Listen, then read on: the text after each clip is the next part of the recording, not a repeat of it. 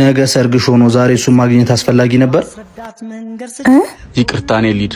ቁጭ በል።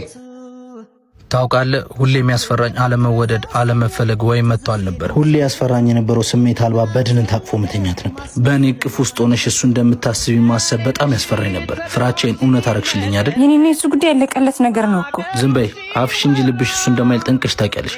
ወይስ ዛሬም ዓይንሽን በጨው አጥበሽ ልትዋሺ ነው? አንተስ ብትሆን አይደብርህም? እጮኛ እያላት እንደማታገባት እያወቅ ለምን ታባልጋታለህ? መጀመሪያውን ከወደድካት ለምን ተውካት? ሁሉም እኮ የሚወደውን አግብቶ አይኖርም። ማንም ሰውም እኮ የማይወደውን አግብቶ እያስታመመ መኖር የለበትም። እኔ እኮ እወድሃለሁ። ዝም በይ። እስካሁን የምትዩን ነገር ያልሰማሽ መሰለሽ? እሱ በመሆኑ እኮ ነው እስካሁን ቁጭ ብሎ ያዳመጠሽ። ዛሬ እኮ የመጀመሪያሽ አይደለም። ሰላይ ቀጥረህብኝ ነበራ። ቀልደኛ። ለማንኛውም ለእኔም ለቤተሰቦቼ፣ ለአንቺ ሳይሆን ለቤተሰቦች ክብር ስል ነገ ሰርጉን እንደምንም አሳልፋለሁ።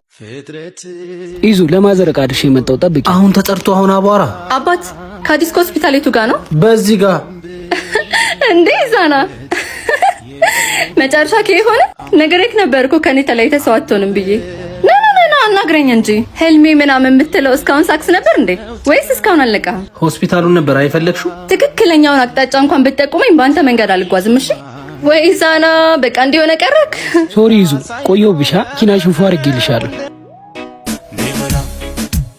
ይዙ መንገዱን አሳየኛ።